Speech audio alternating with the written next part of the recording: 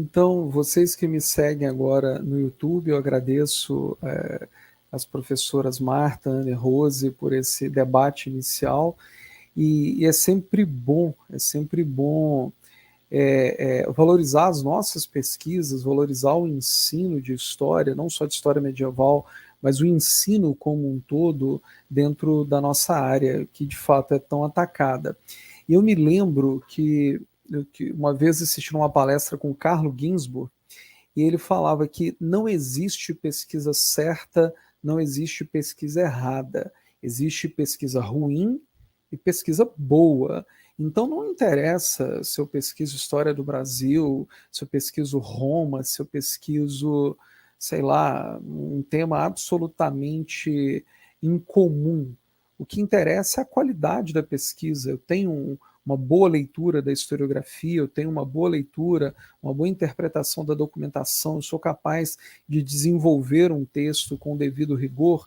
Isso que deve pontuar a pesquisa, e não algo que defina logo no início que um objeto seja um objeto certo ou um outro errado, um mais ou menos relevante para ser estudado. Conforme vocês viram no cartaz de divulgação dessa nossa conversa, dessa nossa live, eu vou apresentar algo voltado para o renascimento do século XII. E aqui eu vou compartilhar os meus slides com vocês. Vou marcar aqui, vou esperar um pouquinho, eu já nem preciso perguntar, eu olho aqui se eles já estão aparecendo, já está aparecendo. O título da minha fala é O Renascimento do Século XII, a trajetória de um conceito e novas possibilidades de abordagem. Durante muito tempo, desde pelo menos o ano de 2009, 2010, 2009, eu comecei nas minhas pesquisas a me deparar com essa expressão, Renascimento do século XII. Nossa, que legal! Então quer dizer que antes do Renascimento lá, italiano, lá nos séculos XIV, XV, existiu um Renascimento lá na Idade Média. O Jérôme Bachet, no livro A Civilização Feudal, logo nas primeiras páginas, ele fala que muitas pessoas se surpreendem quando descobrem que existiu um renascimento no coração da Idade Média, por tantos e tantos anos descrita como a Idade das Trevas. De fato, houve esse renascimento, mas eu fiquei trabalhando com esse renascimento como se ele fosse uma moldura, uma grelha, na qual eu inseria as minhas ideias, e essa moldura, essa grelha, dava a sua forma, o suporte para que essas ideias se desenvolvessem. E eu nunca problematizei esse conceito, eu nunca busquei entender como esse conceito surgiu. E aí, lendo há algum tempo o Quentin Skinner, eu me deparei com essa expressão, que cito agora para vocês. As tentativas para sintetizarmos as nossas ideias tanto dão origem a desordens conceituais como a doutrinas coerentes.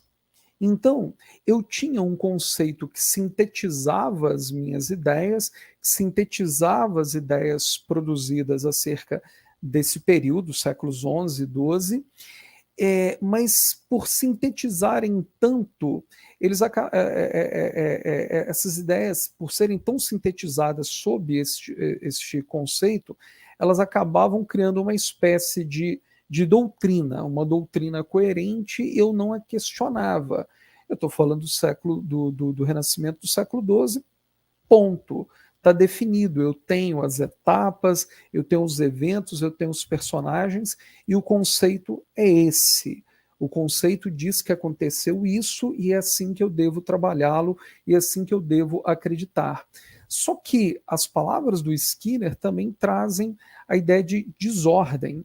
Eu acabava por não problematizar esse conceito, eu acabava esquecendo das desordens que ele poderia produzir. E é um pouco sobre essas desordens e uma busca por novas abordagens, é um pouco sobre isso que eu vou falar com vocês hoje. Esse trabalho, na verdade, é a minha pesquisa agora do meu estágio pós-doutoral, e ela não está pronta, mas eu já venho amadurecendo algumas ideias e apresentando essas ideias em alguns eventos, e hoje eu creio que eu seja capaz de avançar um pouco mais. E essas ideias eu vou dividir aqui de forma didática em historiografia, a busca por uma nova abordagem e o que diz a documentação. Só que, didaticamente, eu vou apresentar esse trabalho é, utilizando essas três etapas, mas elas, no ato da pesquisa, elas acontecem simultaneamente, ou seja, eu crio uma narrativa que cria uma linearidade, mas essa linearidade não existe na pesquisa, tudo acontece simultaneamente, ao mesmo tempo. Então, feita essa ressalva, prossigo aqui com os meus slides. Para quem não sabe, há um livro publicado em 1927 por um historiador norte-americano chamado Charles Homer Haskins. Ele escreveu um livro cujo título é O Renascimento do Século XII. Se eu não me engano, esse livro ainda não foi publicado em português. Há uma edição em espanhol, há a edição em inglês, em francês, mas nunca foi publicado em português. Há alguns livros do Haskins publicados em português, como A Ascensão das Universidades, enfim, mas esse livro não foi publicado. Enfim, não sei o porquê. Mas esse livro, quando ele foi lançado, ele, de certa forma, a partir de então, de certa forma, ele definiu as balizas sobre as quais o Renascimento do século XII seria trabalhado, como ele seria pensado, a ordenação temporal, os temas, os personagens. E o livro do Haskins, de certa forma, é uma resposta ao livro do Jacob Burckhardt, que trabalhou com o Renascimento italiano, um livro de 1860, eu não sei a data específica, mas meados do século XIX. E o Burckhardt, ele era muito preconceituoso em relação ao medievo. Ele entendia aquele renascimento italiano como uma ruptura.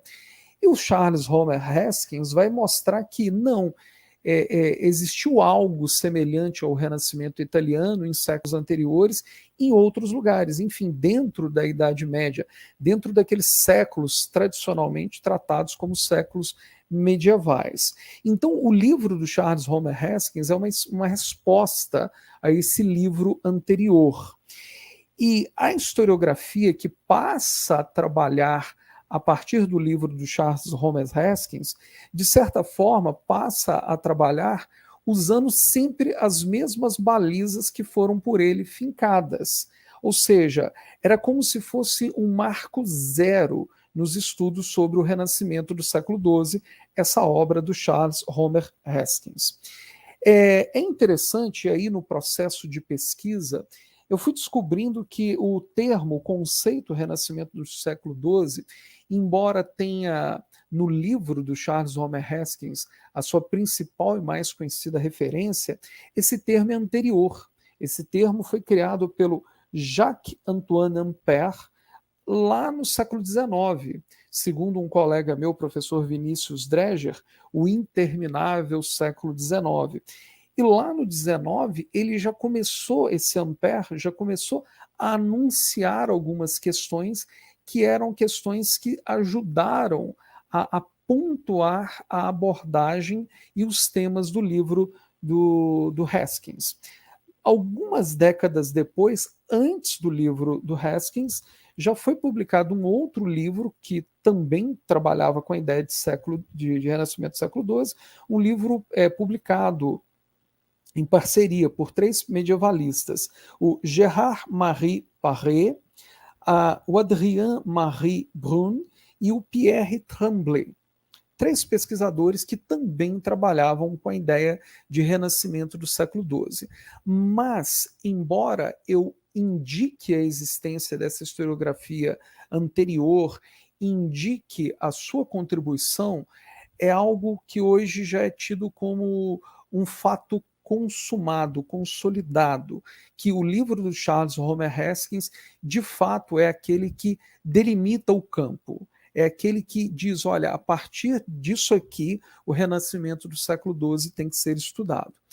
E a historiografia que eu comecei a conhecer, que veio depois do Charles Homer Haskins, de fato, basicamente, requenta muitas das ideias dele. Há um grupo de professores ingleses capitaneados pelo Christopher Brooke, por exemplo, que trabalha muito com a ideia de ruptura. Não, é o século XII e essa ruptura se dá com esse surgimento desses intelectuais urbanos, e o século XI, o século do monaquismo, é um século que serve como contraponto para afirmar a existência desse renascimento do século XII. Algo muito presente numa historiografia francesa das décadas de 50, 70 e 70, e dessa historiografia eu destaco, por exemplo, Os Intelectuais da Idade Média, que é um livro que tem a sua importância, mas que, de certa forma, apaga toda a contribuição produzida, deixada pelo monaquismo dos séculos X e XI. E a partir dos anos 70, anos 80, começa a surgir uma nova historiografia que vai olhar para esse período não mais como um período de ruptura, mas um período em que há trocas. Por exemplo, a Marjorie Chibnall olha para o monaquismo e olha para as escolas urbanas, ligadas às catedrais urbanas, e olha esses dois universos não como universos distantes, mas como universos fluidos, porque havia entre esses universos ao fluxo de estudantes, de livros, de conhecimentos. E aí uma historiografia mais recente começa a trabalhar com a ideia não de uma ruptura, mas de um longo século XII. De um longo século XII que dá uma profundidade temporal aos fenômenos que aconteceram no XII, que permitiram se falar de um renascimento do século XII, e que nos mostra a necessidade de enxergar o que aconteceu nesse século XII olhando para outros personagens e olhando para outros ambientes. Então há um aprofundamento temporal. E aí pesquisadores como, por exemplo, John Coates, vão usar o termo longo século XII.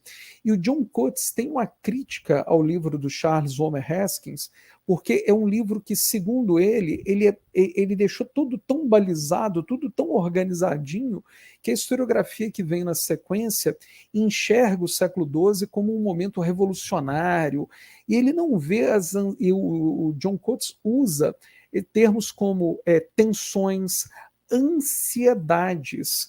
Ele busca entender o século XII não como esse momento de crescimento apenas, um momento de renovação, mas um momento de conflitos. Algo que está muito presente nos escritos mais recentes do Jacques Verger. A gente está acostumado a ler aqueles livros do Verger que foram publicados aqui nas décadas de 80 e 90. Eu fiquei surpreso de ler um material novo dele, alguns artigos novos, que ele é extremamente crítico ao uso do conceito de renascimento do século XII. Ele propõe até o não mais utilizar esse conceito, algo que o John Coates discorda. O Coates diz, olha, podemos trabalhar, mas devemos trabalhar a partir de outras referências. E aí, nesse processo de conhecer essa historiografia, eu descobri um livro publicado nos anos 70, em homenagem aos 50 anos de publicação de O Renascimento do Século XII, do Charles Homer Haskins, um livro organizado por Robert Benson e Gilles Constable. E eles trazem uma série de questões em torno do livro, eles são críticos, mas eles falam que, sobretudo, que quando o Charles Homer Haskins escreveu o livro dele, ele publicou em 1917, mas provavelmente ele estava sendo gestado em anos anteriores. As referências, o contexto eram muito diferentes, as possibilidades oferecidas a ele eram bem mais escassas. E era um livro que surge como uma resposta ao livro do Jacob Burckhardt. E quando a gente critica o livro, a gente deixa de levar em consideração essa contextualização. E há algumas questões que são extremamente importantes, que estão ali no livro e que podem ser por nós hoje utilizadas como outros nortes de orientação e, de certa forma, como antídoto que vai dar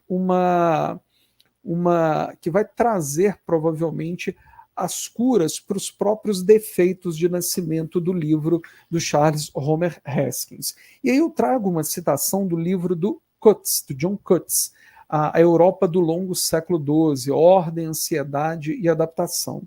Ele diz o seguinte: livre de sua responsabilidade de prefigurar Petrarca e Leonardo, de descobrir a individualidade e dar destaque a outros arautos da modernidade, o século XII pode ser explorado como um locus de contradição e possibilidade em diferentes áreas do saber. Ou seja, no lugar de pensar o século XII como uma resposta a algo ou a alguém, ou o século XII como uma antecipação de algo importante que aconteceu depois, devemos analisar o século XII a partir do que era próprio daquele período, do que era importante e urgente para os personagens que viveram aquele período. E aí eu encontro no livro do Charles Homer Haskins, O Renascimento do século XII, uma frase interessantíssima perdida lá na parte final do livro e que talvez indique que uma inquietação dele. Olha, eu estou estudando o século XII a partir de uma abordagem eurocêntrica, quase francocêntrica, mas eu sei que outras coisas estavam acontecendo em outros lugares. Ele dá esse indicativo, ou seja, ele oferece os anticorpos que vão futuramente combater os próprios erros da pesquisa dele. Abro aspas para as palavras do Charles Homer Haskins. Se mantivermos nossos olhos muito perto do latim, especialmente dos tipos clássicos do latim, estaremos às voltas com o perigo de ver essa época como uma mera retomada de aprendizagem e não como um renascimento. Também foi uma era de criação nova na literatura e na arte, além da mera imitação dos modelos antigos. A fase latina desse movimento foi somente uma parte de algo muito maior. A fase latina desse movimento foi somente uma parte de algo muito maior. Ou seja, ele olha para o mundo latino, ele está limitado pelo seu contexto, pela historiografia, enfim, ele não está vivendo esse mundo enredado como nós vivemos hoje, mas ele diz, existe algo maior. Existe algo maior. Então ele lança a semente que hoje eu vejo germinar. A historiografia, agora a abordagem. E aí, diante dessa historiografia, com as suas novas propostas, com as suas inquietações, com as suas ansiedades, com as suas provocações, eu vi que era importante também abordar essa época e esse conceito utilizando outros referenciais. Pensar o espaço afro-euroasiático e a percepção de globalidade no medievo. Essa ideia de percepção de globalidade está no livro do Roland Robertson. Eu vou pegar o livro aqui para eu citar o título certinho para vocês, que é o livro Globalização, Teoria Social e Cultura Global. Eu confesso que eu estou lendo esse livro agora, mas a indicação de leitura deste referido livro foi feita a mim pela professora Aline Dias, a quem eu deixo aqui um abraço, caso ela esteja me ouvindo ou ouça em algum depois essa nossa conversa. E o Roland Robertson e a Aline Dias utilizam o conceito a ideia de percepção de globalidade, que não é globalização. É entender que em outros momentos da história, em outros contextos, para muito antes das grandes navegações, da própria globalização, as pessoas tinham uma percepção de que o mundo era muito maior do que o lugar onde elas viviam. E no medievo não foi diferente. Há diversos personagens que começaram a viajar, buscar o conhecimento em outros lugares. E eu vou apresentar hoje um desses personagens. E a Aline, a partir de uma leitura do Roland Robertson, ela diz o seguinte em um artigo intitulado História Global da Idade Média, Estudos e Propostas Epistemológicas. Abro aspas para a professora Aline. Os novos estudos sobre o medievo não deveriam considerar mais a ideia de civilizações, a não ser para estudos metodologicamente heurísticos, mas que em nenhuma hipótese poderiam ser entendidos por uma perspectiva ontológica. Pela perspectiva da transculturalidade, não existe cultura pura.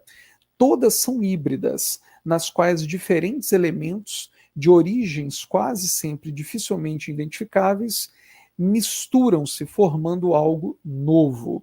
Então, a transculturalidade, a mistura e a formação desses híbridos culturais, que é algo tão presente no trabalho da professora Aline, foi uma primeira provocação que me permitiu essa inquietação, que fez com que eu buscasse novos referenciais de abordagem para entender esse renascimento do século XII.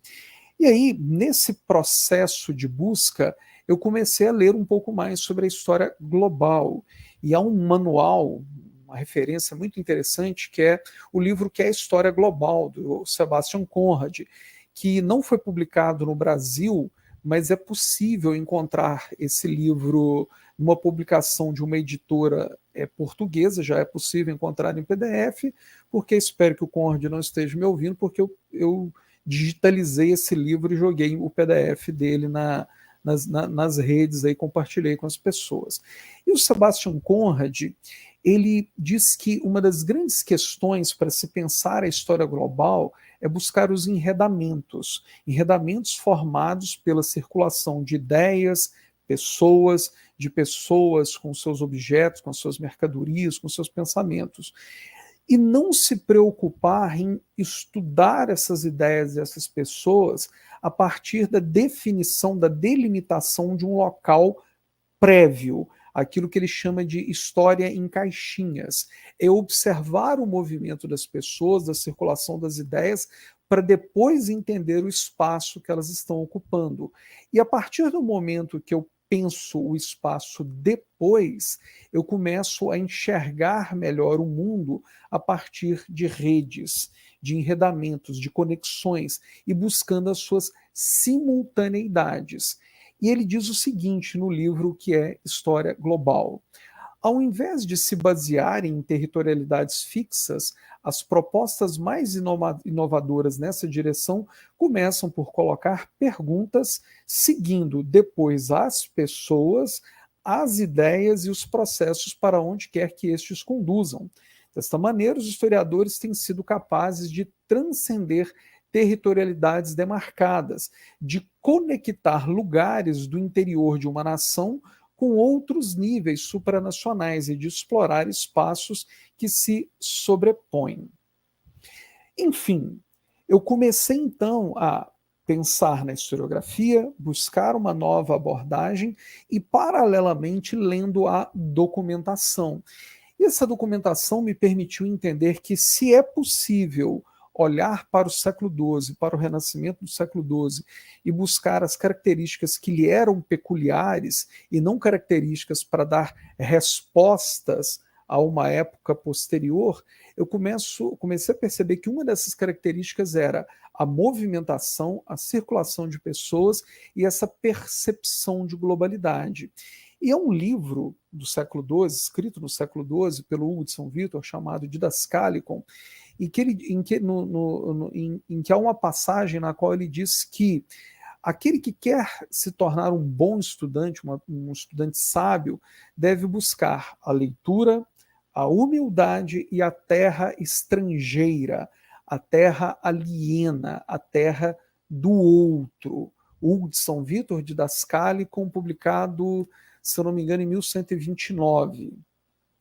Mas um pouco depois do Hugo de São Vitor, o João de Salisbury já contava sobre as suas andanças, tendo aulas com diferentes mestres em diferentes lugares. É um inglês, o Hugo de São Vitor já não é um inglês, mas era muito comum vir pessoas de diferentes lugares para estudar nessas escolas ligadas às catedrais urbanas. E há também um movimento de pessoas que vão para além desses lugares conhecidos como o norte da França, a Península Itálica, e pessoas que vão circular por diferentes lugares dentro desse espaço, não apenas europeu, mas desse espaço afro-euro-asiático, como o Daniel de Murley, o Robert de Ketton. Porém, o personagem que eu escolhi para estudar é o Adelardo de Baff, um personagem que é um dos protagonistas dessa história de circulação no século XII em busca de conhecimento. E é uma circulação que, de certa forma, é uma novidade se a gente levar em consideração o que acontecia no monarquismo em períodos anteriores. Os monges circulavam menos, existe até um incentivo para essa não circulação.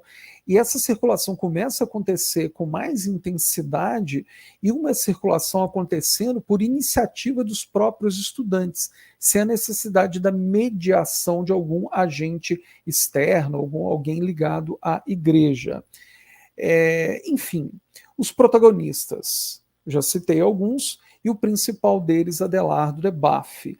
Eu estou trabalhando mais especificamente com o livro De Eodem et Diverso, sobre o mesmo e o diverso, nessa edição da Cambridge. São várias obras do Adelardo. Aqui é uma edição bilíngue bem interessante, sobretudo a parte em latim, que eu achei que há alguns exageros na tradução para o inglês, mas é um personagem muitíssimo interessante porque ele circula por esse espaço afro-euroasiático em busca de conhecimento. Se eu olhasse apenas como um elemento da cultura inglesa, ou um personagem que esteve estudando e ministrando aula nas escolas francesas do norte da França, eu teria uma visão muito restrita ao que de fato foi esse personagem, uma espécie de ator-rede do século XII, e como ele tinha essa percepção de globalidade, e como ele me permite ter construir uma abordagem sobre o Renascimento do século XII, não apenas profunda em termos temporais, mas ampla em termos espaciais, porque ele estudou, esteve por anos em vários pontos nodais dessas redes, dentro e fora do Ocidente medieval. E aqui eu trago um trechinho do livro sobre o mesmo e o diverso, né, De Odem et Diverso, do Adelardo de Baff.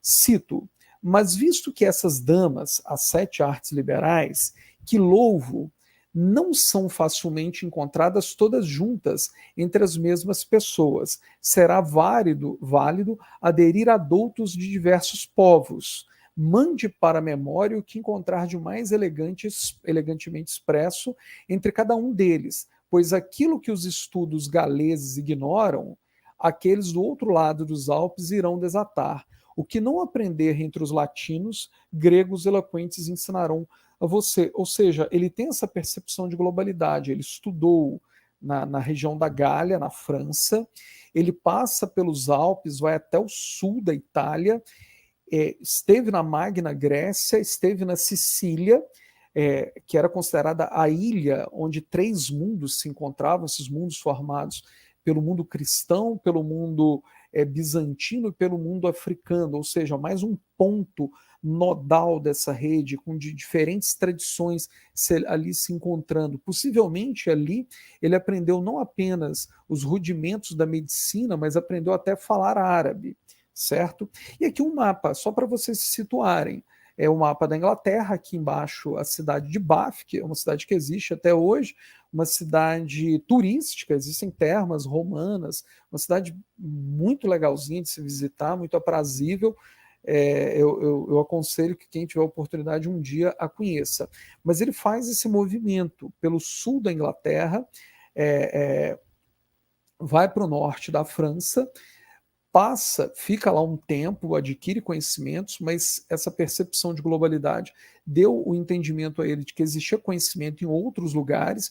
Ele vai ficar um tempo em Salerno, onde ficava a famosa escola de medicina de Salerno, depois vai para Sicília, que é uma região bem interessante, que ela geograficamente ela ocupa o centro desse encontro entre a Europa, o que a gente entende hoje como Oriente Médio, e o norte da África.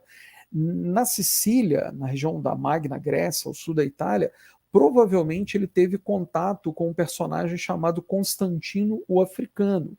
E aí imaginem, olha essa rede de saberes que esse personagem vai constituindo, e olha as redes de saberes que ele vai apresentando na documentação com a qual eu trabalho e que nos permite entender que o Renascimento não era um renascimento específico de um lugar, um renascimento que não foi apenas europeu. Aquilo que o Charles Homer Haskins trazia no livro dele, eu consigo já identificar, ainda que parcialmente, na documentação e seguindo a trajetória desse personagem, partindo daquele princípio proposto pelo Sebastian Conrad de seguir as ideias e seguir as pessoas, entender os processos na sua amplitude e na sua simultaneidade.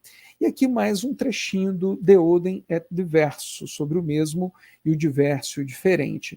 Vindo de Salerno, aqui o mapinha com Salerno, certo? Vindo de Salerno, eu coloquei à prova minhas opiniões da Magna Grécia, essa região sul da Itália, com um filósofo grego que, mais do que qualquer coisa, podia conversar sobre a arte da medicina e a natureza das coisas. Há um grande debate sobre quem é esse personagem com o qual ele debateu. O Charles Burnet, que é um estudioso do Adelardo de Baff, propõe que seja de fato esse personagem Constantino africano, que traz consigo não só referências do que era pensado nessa região do norte da África, do Oriente Médio, mas saberes oriundos também da Península Ibérica. E aí é mais um ator rede que entra nesse processo e que me permite dar mais tessitura ao entendimento desse não só longo, mas amplo século XII. E aqui um mapinha para mostrar um outro lugar para onde o Adelardo de Baff foi, que é o que a gente entende hoje como Oriente Médio. Ele fez essa viagem logo depois da Primeira Cruzada, então os caminhos estavam bem abertos e protegidos. Primeiro ele vai para a região do Principado da Cilícia, mais especificamente, não está apareceu aqui, mais especificamente para a cidade de Tarsus.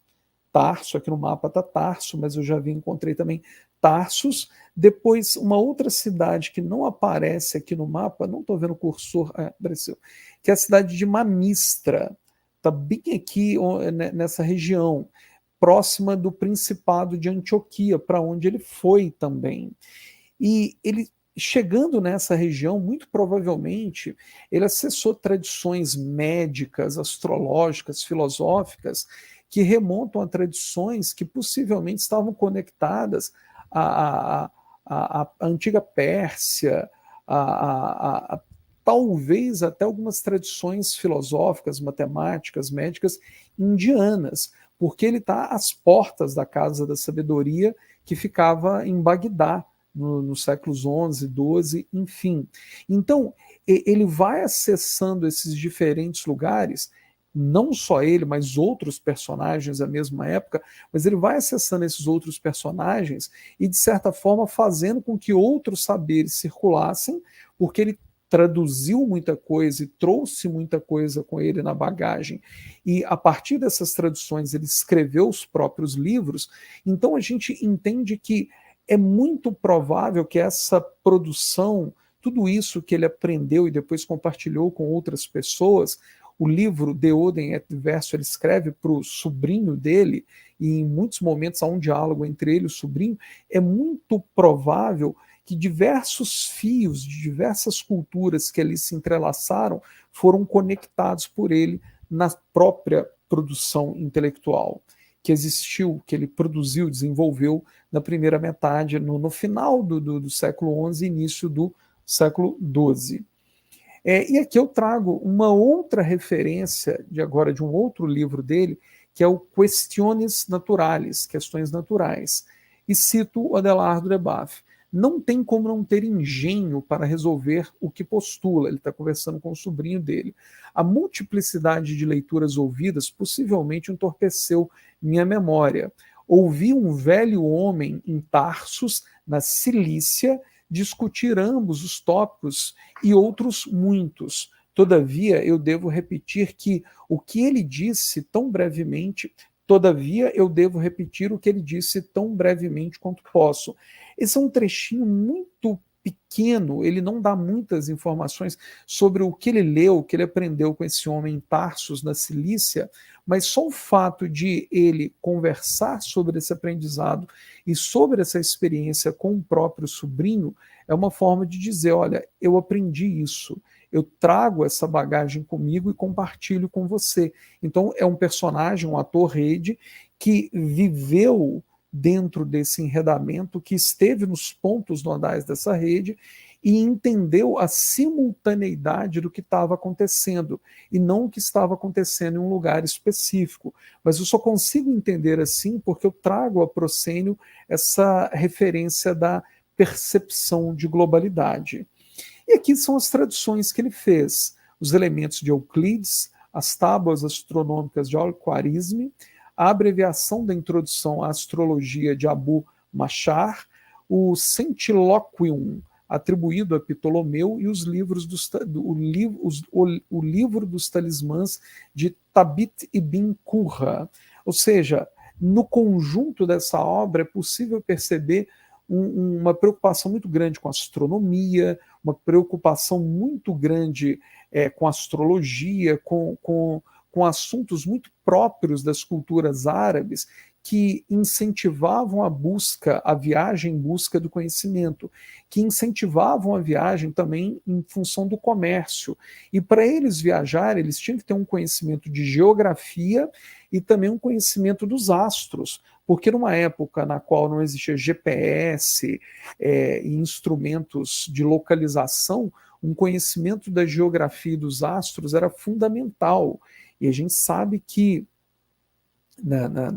nessas culturas tão desenvolvidas à época, existiam verdadeiros tratados de geografia, de astronomia, que foram posteriormente acessados, tiveram o conhecimento ali existente acessados pelos cristãos, já no processo de reconquista, mas também em outros contextos, e um desses contextos de viagens, como as do próprio Adelardo de Baff.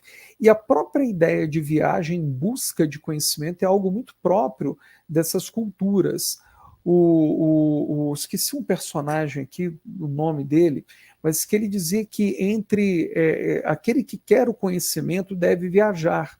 Então, quando eu olho a trajetória do Adelardo de Baff e me lembro daquilo que o Hugo de São Vítor e o próprio João de Salisbury disseram, é muito provável que essa busca pelo conhecimento, da viagem em busca de conhecimento, seja uma tradição que começa a se desenvolver e surgir em outros lugares e foi absorvido por esses personagens cristãos que estiveram nesses outros lugares em busca de conhecimento.